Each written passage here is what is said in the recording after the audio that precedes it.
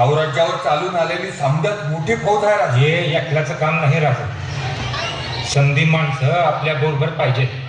नाव काय त्या सरदाराचं? जी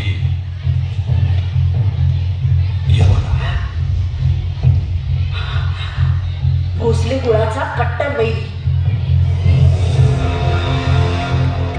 सैन्याचा काय अंदाज? विजापूर पासून हाचनापर्यंत पसरले ह्याच्या.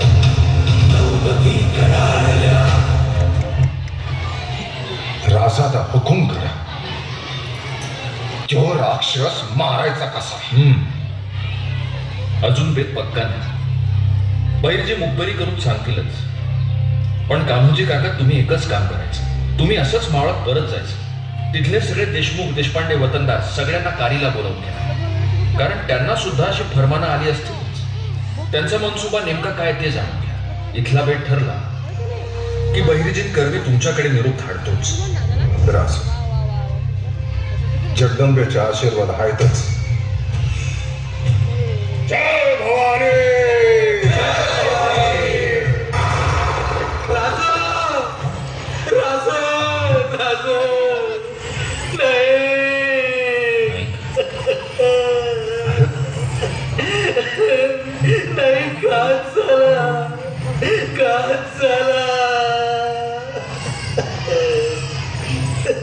काय असं काय करू? राजा आहे ती समोर. आखिन्या माजलाय तू रेडाक्षी महिषासुरावानी. तुळजापुरात तर त्यानं नुसतं मृत्युपात केलंय. सौता हातात घर घेऊन जगदंबेवर खाव घातला. तांदळाच्या पार टिकऱ्या टिकऱ्या केल्या. पुढं मार पंढरपूर भूमच्या मानकेश्वराला पण असाच धिंगाणा केला.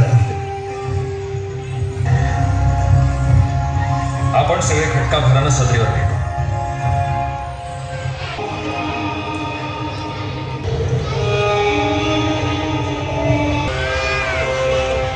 माझी एवढी उमर झाली पण असला तिरपाण सेनापती मी कधी पाहिला.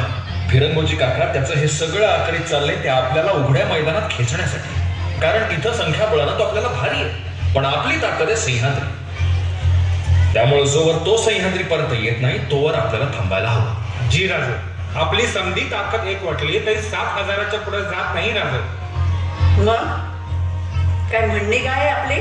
तुर्तास तरी तह करून ही वेळ मारून न्यावी असं वाटतं. चढे भोळ्यानिशी राजांना कैद करायचा विडा उचललेला खान तहाने संतुष्ट होईल असे आम्हाला तरी वाटत नाही. आपण तरी कशाला गप्प असायचे? एक एक जण लाखांवर भारी पडू. वय की अहो, अर्ध्या घटकात त्याचा चोर अडवू असे मराठी मनगट आहेत आपली. तर नेताजीराव, कालवणात भाकरी कुस्करण्यात सोपं वाटतंय का तुम्हाला ते? ही वेळ मुत्सद्देगिरीनेच मारून न्यावी लागणार. हो सोनपण, मग काय म्हणायचं काय त्याला? ये रे बाबा ये, तुला बसायचं तो पाय आणि बसून छान आपण दोघं बी खाऊ अशा. तानाजीराव, तुम्ही वाईच ऐकून घ्या जरा. तुम्ही बोला. राज, मला बी वाटतं या आपण थोडा धीर धरावा. पर सला करावा. हे काही म्हणायला गमत नाही. जरा पिकल्या केसाचा ऐका की. मला बी वाटतं या की यो वरवंटा स्वराज्यावर फिरायच्या आधी काही परस्पर वाटाघाटी होऊन ही ब्यात टळली तर बरं होईल. म्हणजे राजमंडळाचा एकूण कल तह करण्याकडे असं समजायचं का आम्ही? स्वराज्य हितासाठी या काळात अन्य पर्याय दिसत नाही. ठीक आहे. औषध औषध राघव औषध आई जगदंबे. आऊसाहेब,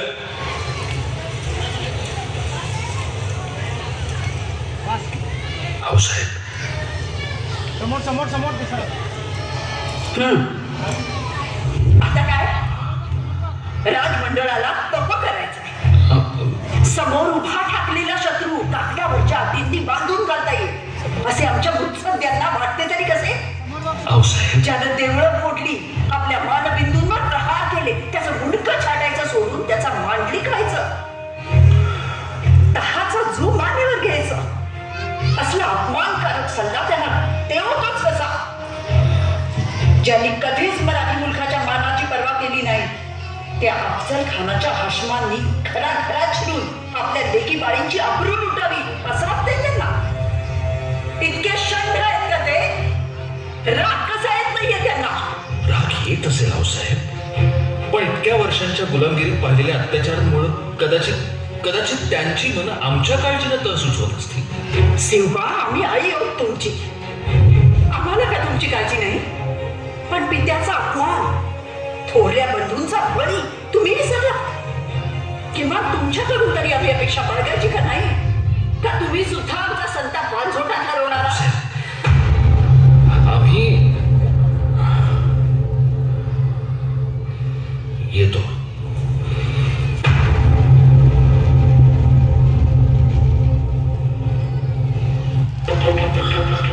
भानाजी, जावळी जिंकल्यानंतर आम्ही भोवत्या डोंगरावर प्रतापगड उभारायला सांगितला होता. त्याचं काम कुठवर आलं? पूर्ण झालंय. आपलं पाऊल लागायचा अवकाश आहे. ठरलं धर्मागड. या युद्धाची समरभूमी किल्ले प्रतापगड.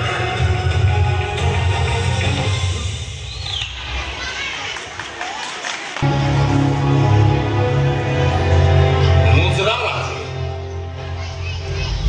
बोला. खान साहेब अफजल खान मोहम्मद शाही, त्यांचा वकील म्हणून मी आपल्या इथे आज आलो आहे. खान साहेबांनी आपल्यासाठी हे पत्र दिले आहे. राजांनी एक वार स्वतः वाईत येऊन त्यांची भेट घ्यावी. अलबत आम्ही खान साहेबांची भेट घेऊच. आमचे डोंगर चढ उतार करून आपण शिरला असता, तेव्हा इथं थोडी विश्रांती घ्यावी, थोडा दम खावा. डोंगरावरचा वारणी काय चिंता करता? पंत, उदयिक आमचे वकील तुमच्या बरोबर येतील. खान साहेबांच्या खलित्याचा जबाब घेऊ. तानाजीराव, जीराज. पंतांच्या निवासाची व्यवस्था करा. जी होय.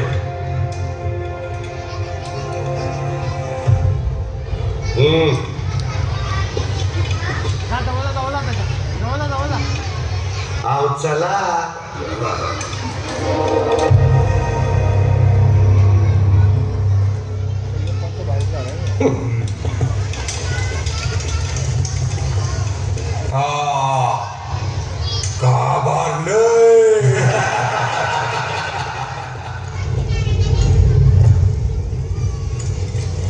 नाही, कान्होजी राजांना निरोप पाठवून सर्व देशमुखांना ताबडतोब प्रतापगड जवळ करायला सांग. जी.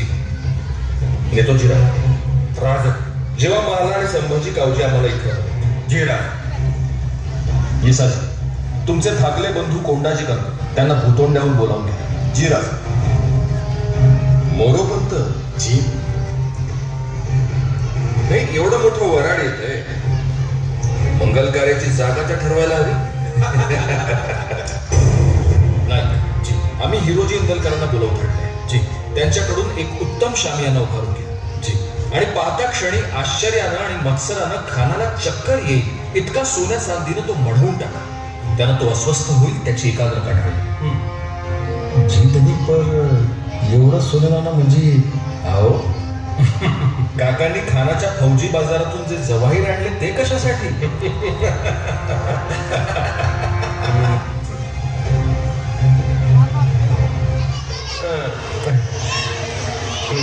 संयम हे युद्धातलं सगळ्यात मोठं शस्त्र आहे.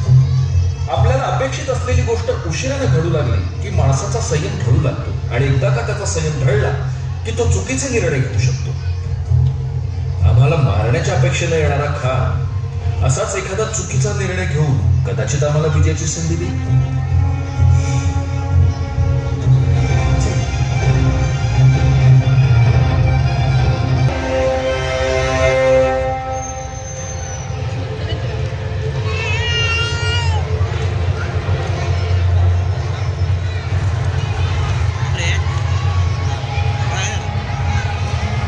कान्होजी काका, जी. दीपाई आऊसाहेब, नेतोजीराव, तान्हाजीराव, सगळ्यांनीच आता नीट समजून घ्या. म्हणजे आपल्याला आंबेनळीच्या घाटापासून ते बोचेघळीच्या घाटापर्यंत सगळ्या वाटा अडवून हल्ला करायचा. आता पुढची योजना नीट ऐकून घ्या. दीपाई अवसे, तुम्ही आपल्या बांधल सेनेसह पार आणि जावळीच्या झाडीमध्ये दडून राहा. तुमच्या बरोबर अण्णाजी दत्तो, सुभानजी इंगळे आणि झुंजारराव मरळ असतील. कान्होजी काका आणि बाजी सर्जेराव फारच्या वाटा अडवतील. हैबतराव आणि बाळाजी नाईक शेळीकर बोचेगडच्या घाटामध्ये आपल्या सैन्यासह असतील. नेतोजीराव, इशारतीच्या तोफा होताच तुम्ही डोंगर माथ्यावरून खाली आणि थेट हल्ला करा. शामराज पद्मनाभी, त्र्यंबक भास्कर, रघुनाथ बल्लाळ अत्रे तुम्हाला मदत करतील. शामराज पंत, त्र्यंबक पंत आणि मोरोपंत पिंगळी, तुम्ही तानाजीरावांच्या नेतृत्वाखाली बाबाजी भोसले, डोहार, मारणे, पासलकर आणि ढमाले यांच्यासह फिरते राहा आणि ज्याला गरज लागेल त्याला मदत करा. सगळ्यांनी एक गोष्ट ध्यानात ठेवायची, जर कोणी शस्त्र खाली ठेवलं तर वार करू नका, पण जर कोणी तलवार उगारली तर त्याला जिवंत सोडू नका. दिवसाच्या दुसऱ्या प्रहरात भेटीच्या तोफा, तोफ झाली रे झाली की तडक हल्ला सुरू करा.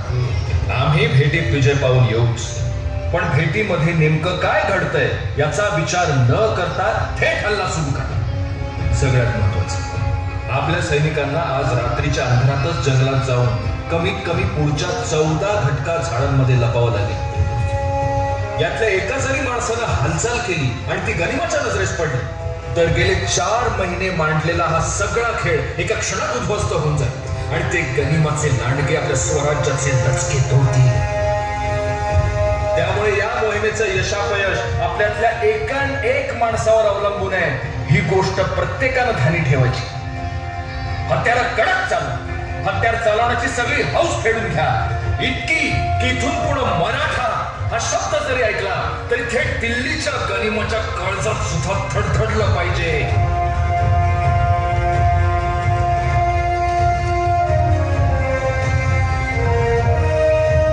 चला, उद्याच्या विजयासाठी आई भवानीला कौल लावू.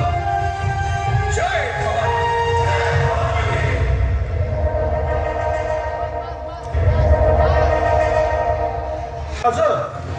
राज, मुजरा राज, मुजरा मुजरा. अहो काय झालं? गणित दगाबाज बोल बोल म्हणता अंगजनीनं वार करेल. मग आपल्या गणिताची किंमती आहे. अंगाला सिल्कला राज, बख्तर घातल्या बिगर त्या राखीसाला सामोरं जाऊ नका. सील करायचं? जी राज. चला. जी राज, जी.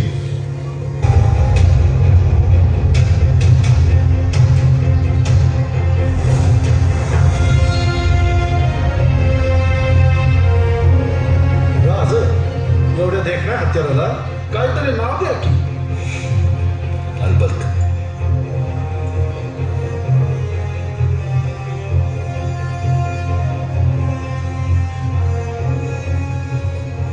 मराठी वाघांचं हत्यार आहे, याचं नाव वाघनख.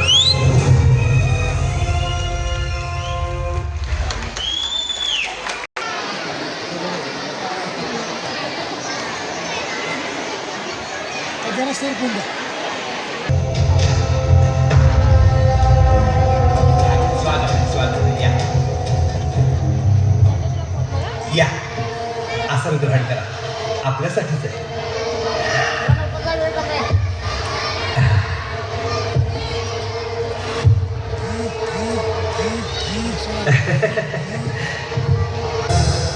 शिवा, करा का पक्का नहीं है?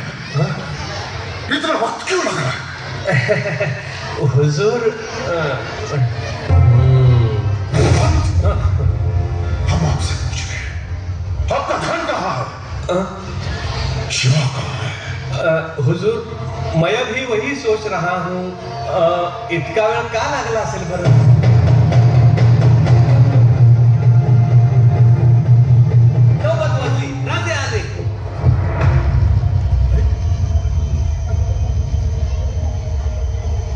राजे तर थांबले. का बरं थांबले असेल राजे? उससे क्या पूछ रहे हो? उससे पूछो. हाँ, ये अच्छा.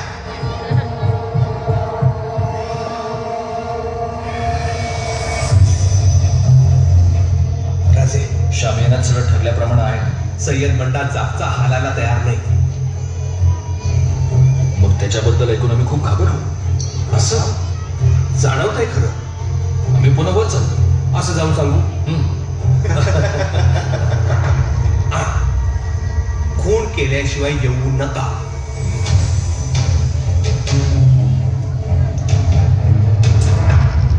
अब क्या हुआ? क्या हुआ सय्यद बंडा आता हे कळलं का ना? घाबरले ते. आता जोपर्यंत तुमचा बंडा बाहेर जात नाही तोपर्यंत भेट शक्य नाही. शिवाजी घबरा.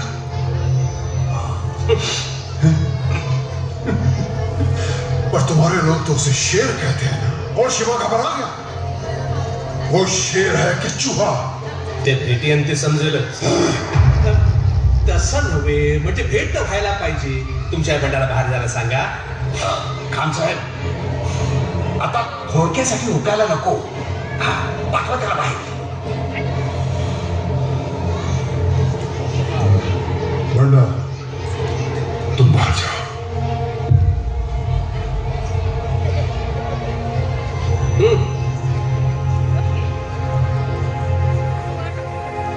अब तो बुलाओ शिवा को. आता काय अडचण नाही, आलोच.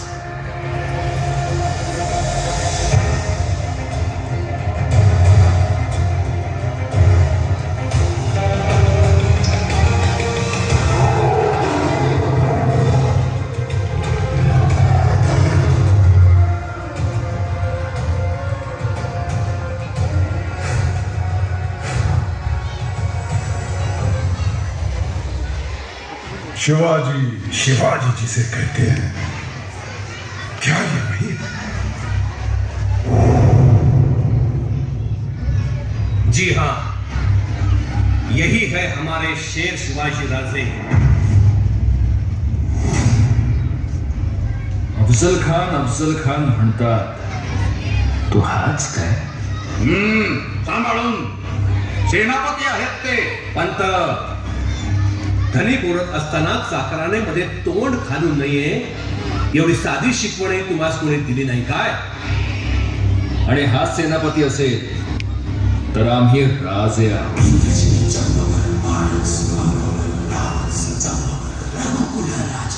हे शिवा, इतनी बड़ाई क्यों करता है?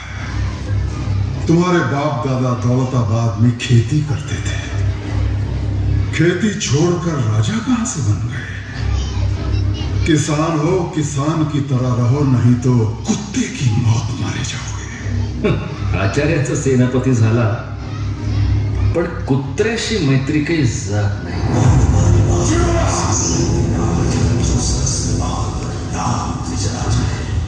तुम हमारे दोस्त शाहजी राजा के फर्जंद हो. अपना गैर वाका बर्ताव छोड़ दो. हम तुम्हारी तमाम गलतियां माफ कर देंगे. गुनाह कबूल कर लो, फिर तुम्हें हमसे डरने की कोई जरूरत नहीं. तुला का भ्यावं? भ्यायचंच असेल तर आई भवानीला, शंभू महादेवाला आणि श्री रघुनाथाला भ्यावं. तुझ्यासारख्या राक्षसाला का भ्यावं?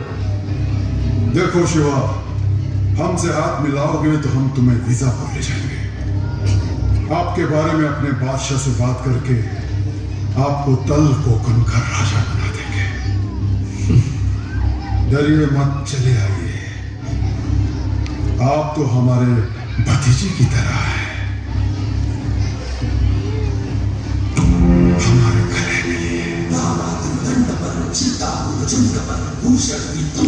जैसे युवराज है.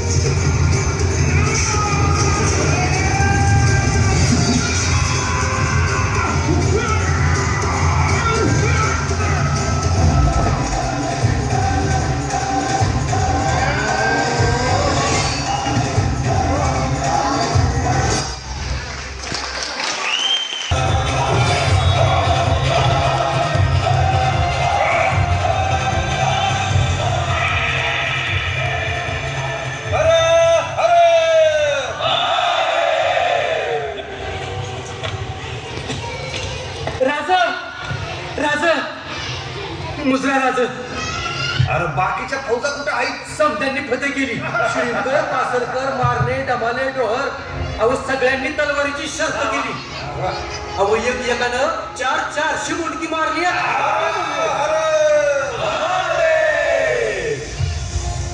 गेल्यानो जसा रावणाचा कुंभकर्ण तसा आदिलशहाचा अफजल खान त्याला आपण सगळ्यांनी मिळून मारला. त्याची काही हजाराची फौज बुडवली. आता थोडे ताजे तवाने व्हा. उदय पहाटे निघायचं. विजापूरकरांना सावरण्याची संधी द्यायची नाही. आपल्या प्राणापेक्षा प्रिय आपला भगवा थेट आदिलशाहीच्या छातडात नेऊन काढायचा. मराठा या नावाची सरब अख्ख्या हिंदुस्थानात बसली पाहिजे. हर हर